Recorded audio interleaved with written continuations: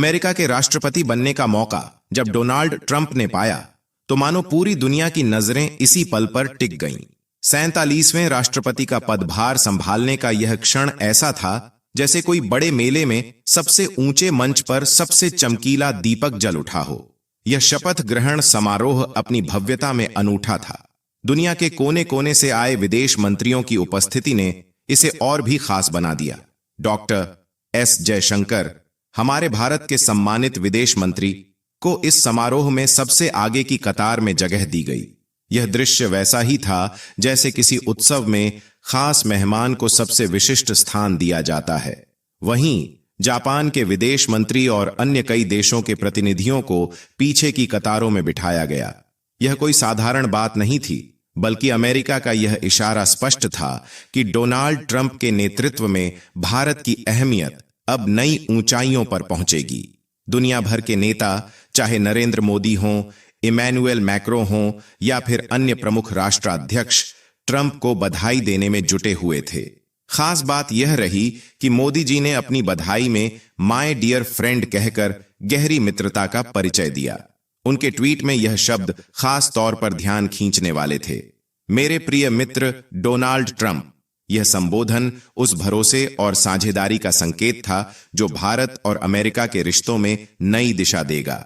इसके उलट इजरायल के प्रधानमंत्री बेंजामिन नेतन्याहू ने ट्रंप को शुभकामनाएं तो दीं, लेकिन उन्होंने यह शब्द इस्तेमाल नहीं किए। इसका कारण हाल ही की वह घटना हो सकती है जब ट्रंप ने एक वीडियो साझा की थी जिसमें नेतन्याहू के लिए कुछ विवादास्पद बातें कही गई थीं। दूसरी ओर रूस के राष्ट्रपति व्लादिमीर पुतिन इस मौके पर सबसे ज्यादा खुश नजर आए। उन्होंने न केवल ट्रंप को बधाई दी बल्कि एक वीडियो संदेश भी जारी किया। इस संदेश में उन्होंने यूक्रेन में स्थायी शांति की बात कही, जो उनके लिए अपनी कूटनीतिक योजना का एक अहम हिस्सा है। यह घटनाक्रम दिखाता है कि डोनाल्ड ट्रंप के नेतृत्व में दुनिया का कूटनीतिक संतुलन किस तरह नया आकार ले सकता है। भारत, अमेरिका और अन्य विश्व नेताओं के रिश्ते नई संभावनाओं की ओर बढ़ने वाले हैं। यह समय है जब दोस्ती, सहयोग और रणनीति से नई इबारत लिखी जाएगी। सोचिए, रूस ने जिस इलाके पर यूक्रेन में कब्जा कर रखा है वह अब उनके अधिकार क्षेत्र में आ चुका है। लंबे समय से चल रहे इस संघर्ष का अंत अब संभव लग रहा है, और यह भी संभव है कि इसे रूस की एक बड़ी जीत के तौर पर देखा जाए। यह एक ऐसा मोड़ है जो न केवल यूक्रेन और रूस के बीच संघर्ष को परिभाषित करेगा, बल्कि वैश्विक कूटनीति पर भी इसका प्रभाव गहरा होगा। डोनाल्ड ट्रंप के शपथ ग्रहण समारोह को देखते समय एक विचार मेरे मन में बार बार कौंध रहा था। यह अद्भुत है कि कुछ ही समय पहले यह व्यक्ति मौत के मुंह से बचा था। एक गोली जो बस कुछ ही सेंटीमीटर दूर से गुजर गई, अगर जरा भी इधर उधर होती तो यह पूरी दुनिया के इतिहास को बदल सकती थी। ट्रंप ने खुद यह स्वीकार किया कि उन्हें भगवान ने बचाया है और उनका उद्देश्य है अमेरिका को फिर से महान बनाना। यहां केवल डोनाल्ड ट्रंप की बात करना काफी नहीं होगा। उनके साथ खड़े उनके उपराष्ट्रपति जेडी वेंस की कहानी भी उतनी ही प्रेरणादायक है। जेडी वेंस का सफर संघर्षों से भरा रहा है। अमेरिका के सबसे गरीब इलाकों में पले बढ़े। उनकी मां एक गंभीर ड्रग एडिक्ट थीं। यह वह समय था जब उनके लिए स्कूल तक की पढ़ाई पूरी करना मुश्किल हो रहा था। कई बार असफलताओं के किनारे खड़े होकर भी उन्होंने कभी हार नहीं मानी। लगातार संघर्ष करते हुए अपने आत्मविश्वास और मेहनत के बल पर आज वह अमेरिका के उपराष्ट्रपति बनने तक का सफर तय कर चुके हैं। उनके साथ उनकी पत्नी उषा वेंस पूरे समय मजबूती से खड़ी रहीं। यह देखकर ऐसा लगता है कि जब हालात मुश्किल हों और हर दिशा में अंधेरा ही दिखाई दे, तब भी अगर इंसान अपना हौसला बनाए रखे तो वह अपने जीवन का असली उद्देश्य हासिल कर सकता है। डोनाल्ड ट्रंप और जेडी वेंस दोनों ने यह साबित किया है कि कठिनाइयों का सामना करके भी कोई अपने सपनों को हकीकत में बदल सकता है। इनकी यह यात्रा हर किसी को यह संदेश देती है कि परिस्थितियां चाहे कितनी भी मुश्किल हों, अगर आप में हिम्मत और मेहनत करने का जज्बा है तो आप अपनी मंजिल जरूर पा सकते हैं। इलन मस्क की उपस्थिति ने डोनाल्ड ट्रंप के शपथ ग्रहण समारोह में एक अलग ही रंग भर दिया। जैसे सल्यूट देने का अनोखा तरीका और बार बार गर्दन घुमाकर चारों ओर देखना लोगों की नजरों से बच नहीं सका। कई लोगों ने सवाल उठाए कि मस्क आखिर कर क्या रहे थे। हालांकि इन सभी चर्चाओं के बावजूद असली ध्यान डोनाल्ड ट्रंप पर केंद्रित था। आज का ट्रंप 2017 के ट्रंप से बिल्कुल अलग नजर आते हैं। पहली बार राष्ट्रपति बनने पर उनका व्यवहार ऐसा था जैसे कोई बच्चा पहली बार किसी चॉकलेट फैक्ट्री में कदम रखे। उन्हें यह भी नहीं पता था कि किन लोगों को अपनी टीम में लेना है और किस दिशा में आगे बढ़ना है। लेकिन इस बार ट्रंप एक स्पष्ट मिशन पर हैं।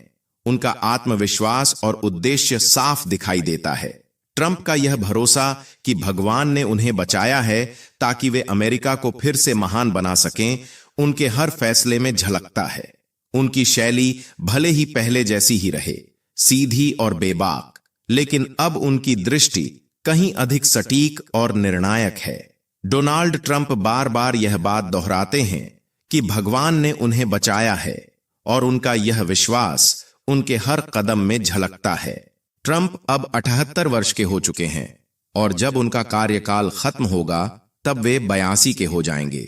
अमेरिकी संविधान के अनुसार कोई व्यक्ति सिर्फ 2 बार राष्ट्रपति बन सकता है। इसीलिए ट्रंप जानते हैं कि यह उनका आखिरी मौका है। जो भी बदलाव उन्हें करना है और जिस विरासत को वे पीछे छोड़ना चाहते हैं, यह वही समय है।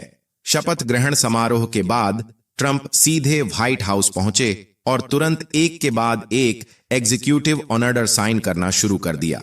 अमेरिकी राष्ट्रपति के पास यह विशेष अधिकार होता है कि बिना संसद की अनुमति के वह अपने निर्णय लागू कर सकता है, जिससे नीतियों में बड़े बदलाव किए जा सकते हैं।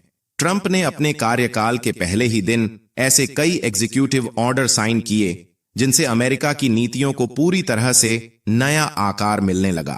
कुछ फैसले बेहद महत्वपूर्ण थे, लेकिन कुछ ने लोगों को हैरान भी कर दिया। ट्रंप की यह शुरुआत उनके इस कार्यकाल को उनकी आखिरी और सबसे निर्णायक पारी बना सकती है। अमेरिकी लोगों को इन फैसलों की गहरी परवाह है और ट्रंप ने शपथ ग्रहण के बाद जो कदम उठाए उनमें कुछ ने सबको हैरान कर दिया। सबसे पहले उन्होंने एक ऐसे ड्रग को लेकर फैसला किया जिसे लेकर अमीर अमेरिकियों से उन्हें कई फोन आए। हालांकि ट्रंप ने खुद कहा, हमारे पास इससे भी बड़ी समस्याएं हैं। एक और महत्वपूर्ण कदम यह था कि ट्रंप ने यूएसए को वर्ल्ड हेल्थ ऑर्गेनाइजेशन WHO से बाहर कर दिया।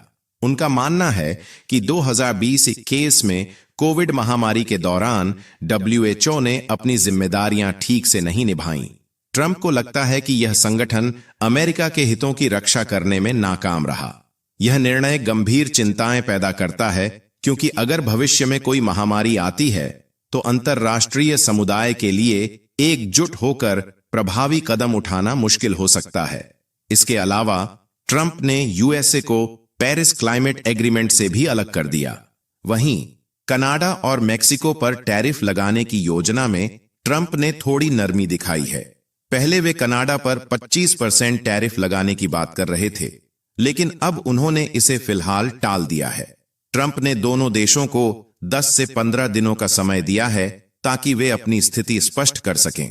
उनका कहना है, हो सकता है 1 फरवरी से टैरिफ लगाना शुरू कर दूं, लेकिन फिलहाल बातचीत का मौका है। इस फैसले ने दोनों देशों को राहत दी है। खासकर कनाडा के राजनेता इस समय का फायदा उठाने की कोशिश कर रहे हैं। ट्रंप ने इस मुद्दे पर समझौते की संभावना का संकेत दिया है, जिससे व्यापार युद्ध टल सकता है। डोनाल्ड ट्रंप की वापसी ने अंतर्राष्ट्रीय बाजारों और राजनीति में हलचल मचा दी है। उनके कई फैसले ऐसे हैं जो कुछ समय के लिए बाजारों को प्रभावित कर सकते हैं, लेकिन लंबे समय में उनकी नीतियों को लेकर चिंताएं बनी रहेंगी। आप में से कई लोग पूछ सकते हैं कि क्या ट्रंप ने अमेरिका की दक्षिणी सीमा पर इमरजेंसी घोषित कर दी है? तो इसका जवाब है हां। हालांकि यह एक अलग और व्यापक विषय है जिसे हम भविष्य में विस्तार से कवर करेंगे। फिलहाल डोनाल्ड ट्रंप की नई पारी और उनके हालिया फैसलों पर आपकी क्या राय है? अपने विचार कमेंट बॉक्स में जरूर साझा करें। अगर यह वीडियो आपको जानकारीपूर्ण लगा हो तो इसे लाइक करें, चैनल को सब्सक्राइब करें और इसे अपने दोस्तों के साथ शेयर करना न भूलें। जय हिंद, जय महाकाल।